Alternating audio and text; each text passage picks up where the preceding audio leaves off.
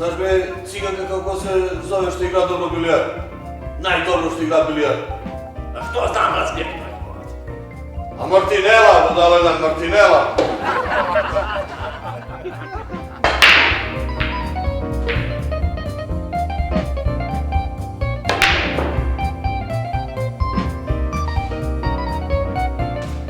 Ali kada Martinela bolje od mene? Ne, ola, svaka ti čast. Ma kakvi? Ne možda ti prići. Hajde, hajde. A, sad što ćeš?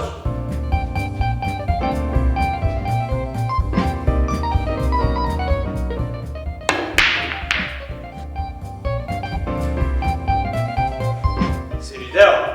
Ej, šta da vidim se u neke kontrarupe ubacuješ? Gađaš tamo, pogađaš tamo. Pazi, ti koliko možeš?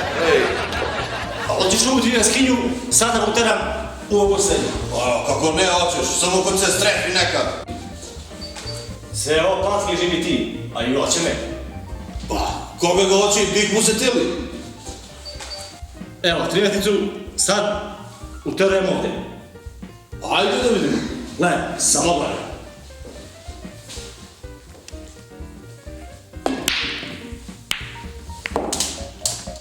Si vidio? Ne pitaj šta da vidim, nik te veze tu lupaš i pam, bum, bam, ovu rupu gađaš, onu pa uđe tamo, vamo. Idem kući, boga ti se matimo da s tebe... Idi doma. A begaš, a? Kad sam počeo sadati teren, begaš. A nije to Žimiti, šta, zbog bilijara idem sad sve pobede, ne pitaj. Imam kući neka riba će mi se pokvari, Žimiti. Treba da vadim neke teleće šnicle od ovaj ribu. Zato idem, inače bi ostao bi igrati do ujutru. Kakva već letaš svisla od ribe, boga ti. A što od lava i od jelena može pivo da se pravi, a? Basket, zaboravim da te pitam, gdje ćeš me za novu godinu? Gdje ćeš za doček? A gdje ću ovdje u dom, gdje ću?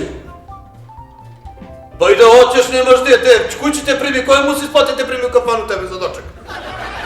Ajde, čao! Vidimo se!